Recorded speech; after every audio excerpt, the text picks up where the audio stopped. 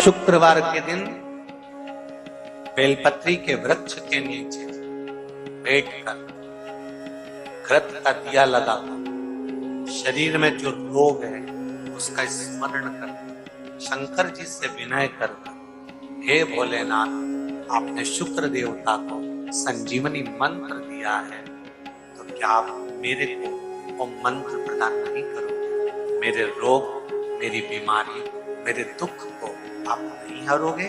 शिव से कहो, ये शरीर आपने दिया है और भजन करने के लिए दिया है, स्मरण करने के लिए दिया है, कीर्तन करने के लिए दिया है, तो संभालोगे भी आप। और बेलपत्री की ओर मुख कर घी का दिया लगाकर महामृत्युंजय मंत्र का स्मरण कर लेने पर धीरे धीरे धीरे धीरे धीरे धीरे वो रोग समाप्ति की ओर आता चलता है। घबराहट होने लगती हो, एकदम तुरंत घबराहट हो जाए, चाहे दिन में हो चाहे रात में हो, घबराहट उत्पन्न, तो उसके लिए ध्रुमावती माता का नाम लीजिए और ध्रुमावती माता के नाम से गुड़ की 7 टुकड़े कर लीजिए। गुड़ की जो बट्टी होती है उसके 7 टुकड़े कर लीजिए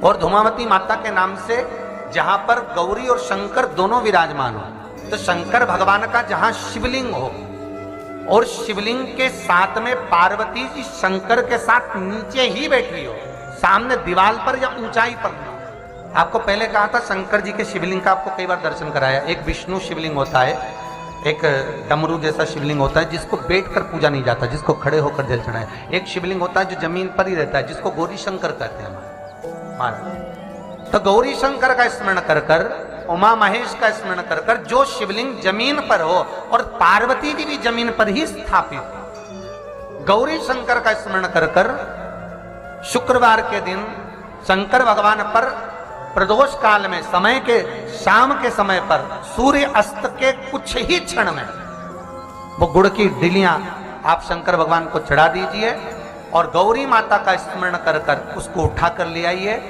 जिस दिन उठाकर लेकर आए, शनिवार, रविवार, सोमवार, मंगलवार, ऐसे 7 दिन लगातार दरवाजे के बाहर उसी शिव मंदिर के द्वार पर बैठकर आप वो गुड़ की डली को खा लीजिए।